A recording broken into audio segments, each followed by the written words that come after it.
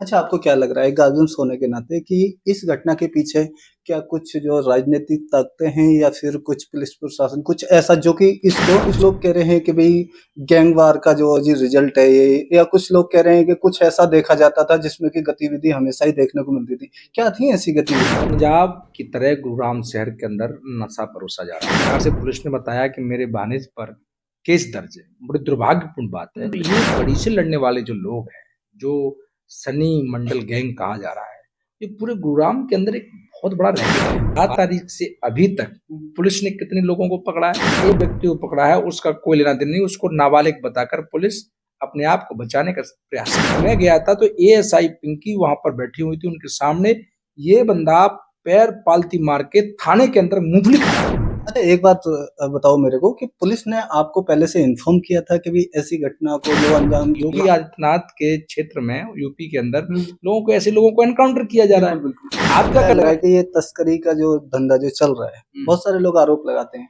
क्या इसको रोकने में पुलिस नाकाम रही है या फिर इन्हीं जैसी घटनाओं को बढ़ावा मिल रहा है? आरोप लगा रहे ये हैं। तो आरोप आरोप थोड़ी है, सच्चाई है। पूरे देवीलाल कॉलोनी को मालूम है। पुलिस तो कहती है हम कॉन्फ्रेंस कर रहे हैं आए दिन जो जी किसी भी घटना में हर कौन सी कॉन्फ्रेंस? 1.5 लाख का चट्टा, अफीम, गांजा और ये नशे की चीजें 1.5 लाख सिर्फ देवीलाल के अंदर बेचा जाता है पर आप डे। ऐसे से जर्नलिस्ट हैं, आप क्या क्या उम्मीद करते हैं कि प्रशासन इस तरीके से इसमें कार्रवाई करे? हम ये मांग करते हैं।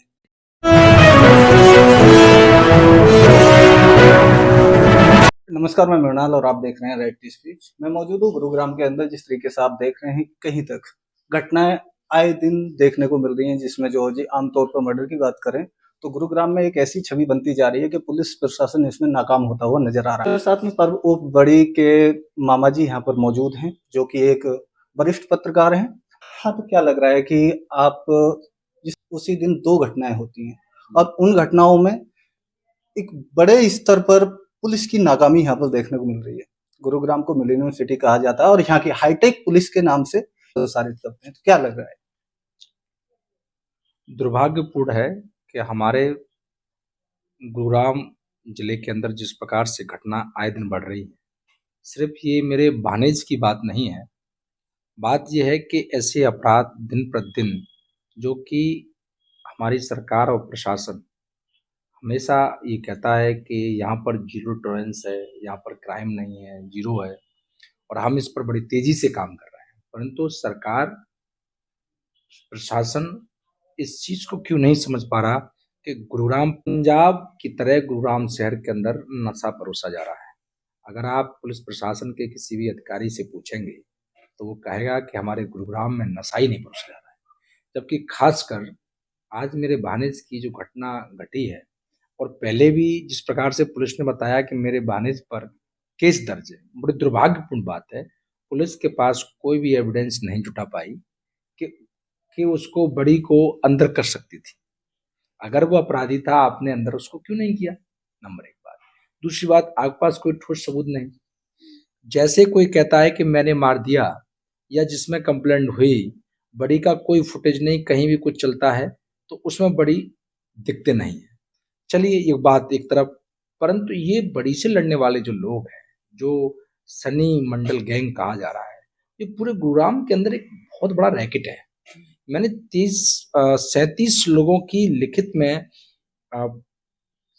डीसीपी साहब को, राकेश पुकाट साहब को मैंने लिस्ट भेजी। मैंने क्राइम अजय जी को, इंस्पेक्टर इंचार्ज हैं इस समय सेक्टर 10 से, उनको भेजी मैंने मेरा जोरा जी हमारे आयो थे इसमें पहले, उसमें भी मैंने उनको भी लिस्ट भेजी और भी अधिकारी को भेजी मैंने। परंतु हुआ क्या, सीपी साहब से मैं मिलता हूँ, सीपी साहब को क्लियर बताता हूँ कि ये सारी चीजें हैं, उन लोगों को क्यों आप बाहर कर रहे हैं? आपके पास आज मेरा भांजा खत्म हुआ है, मुझे दुख है, परंतु आपके पास ये मौका है कि ऐसे आपराधिक लोगों को उठाने का और अंदर करने का, और ये साग जो कड़ी कहीं ना कहीं पर्व से मिल रही है। अगर इन लोगों ने मारा है, अगर वो नशे में नहीं होते तो आज जिस प्रकार से मेरे भानिज को मारा है, अगर कोई दिन में भी उसकी शक्ल देख ले, और मैं तो कहता हूँ आज मेरी बारी आई है, कल किसी दूसरे परिवार की भगवान ना करे ऐसा दिन आए और उसके साथ ऐसी अप्रिय घटना घट जाए अचानक से कि निर्मम हत्या उसकी कर दी जाए और प्रशासन हाथ पे हाथ धर के आज 16 तारीख है, 12 तारीख से अभी तक पुलिस ने कितने लोगों को पकड़ा है? केस में क्या है? सिर्फ एक व्यक्ति को पकड़ा है, उसका कोई लेना देना नहीं, उसको नाबालिग बताकर पुलिस अपने आप को बचाने का प्रयास कर रही है। अच्छा, सीपी साहब से आपकी मुलाकात हुई है, तो क्या बोल रहे हैं कि ये जांच कहाँ तक जाने वाली है और क्या गठित की है पुलिस ने, क्या इस प्रकार? देखो, सीपी साहब ने बहुत ही सटीक आंसर के साथ में मुझे जवाब दिया और उन्होंने बहुत अच्छा रेस्पॉन्स दिया हमें। हम तमाम अपने साथियों के साथ में, पत्रकार साथियों के साथ पहुंचे थे मेरे निवेदन पे, पर लेकिन बात ये है कि वहाँ सीपी साहब को मैंने जैसे बताया कि ये इन्वॉल्वमेंट इसमें इन अधिकारियों का है, इसमें सेक्टर 9 थाने की पुलिस से आए दिन इन लोगों की उठक बैठक है। क्योंकि जब ये मामला हुआ था तो जो सनी मंडल नाम का आदमी है, तो मैं गया था तो एएसआई पिंकी वहां पर बैठी हुई थी, उनके सामने ये बंदा पैर पालती मार के थाने के अंदर मूंगफली खा रहा है। ये दुर्भाग्यपूर्ण बात है। अगर आप इस प्रकार का कोई घटना, ऐसा कोई काम कर रहे हैं, तो ये कहीं ना कहीं एक चोट पहुंचाने वाली बात है और इससे पूरा प्रशासन दहल रहा है। 17 साल की इसका मर्डर हुआ है, इतनी सी कम उम्र में। कुछ लोग कह रहे हैं कि भाई गैंगवार का जो जी रिजल्ट है ये, या कुछ लोग कह रहे हैं कि कुछ ऐसा देखा जाता था जिसमें कि गतिविधि हमेशा ही देखने को मिलती थी। क्या थी ऐसी गतिविधि?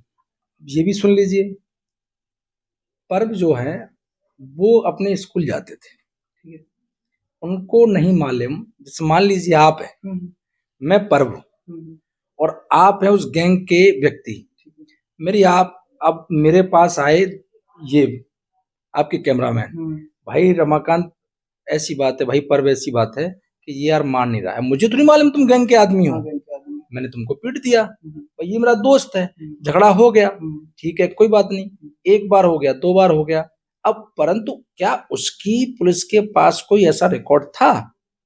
पुलिस ने अगर ऐसा उस समय बड़ी ने किया तो उस समय पुलिस ने क्यों कुछ नहीं लगाया उसके ऊपर? क्यों नहीं फिर बड़ी को पकड़ा?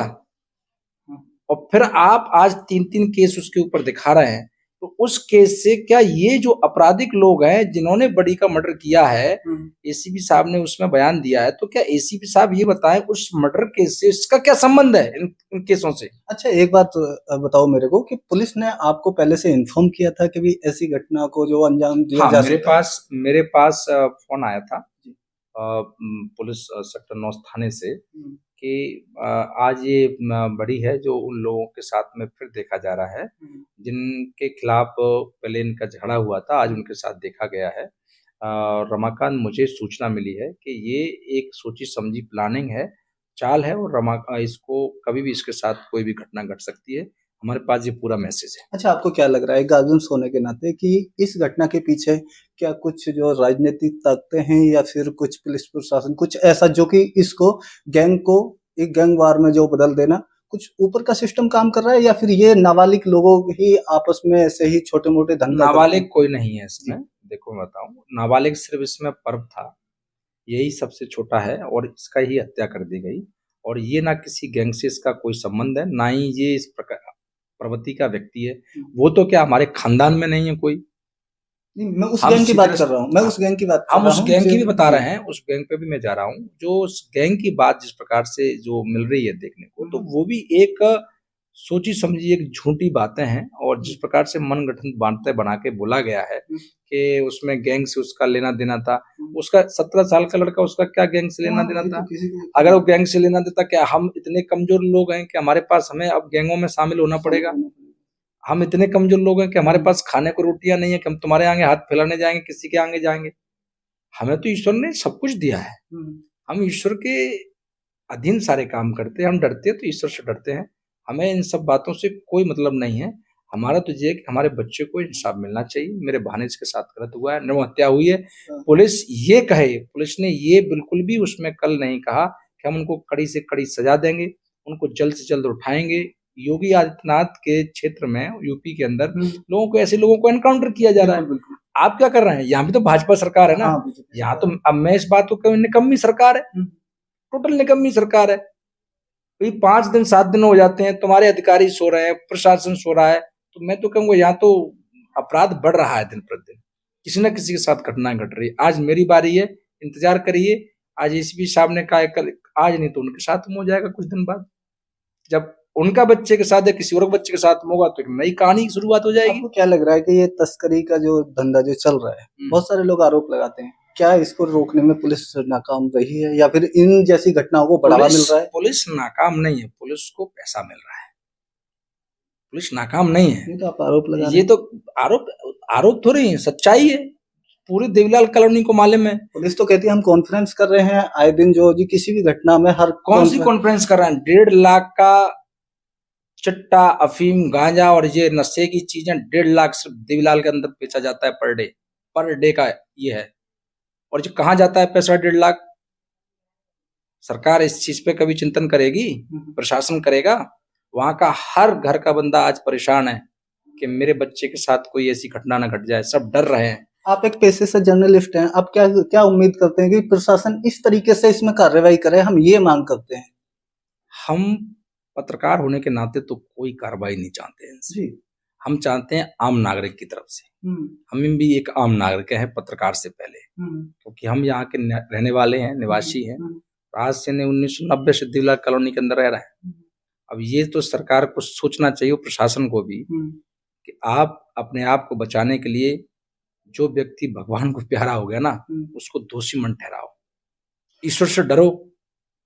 क्या लग रहा है कि जो धाराएं लगाई गई हैं, क्या वो वास्तविक तौर पर वो सही है?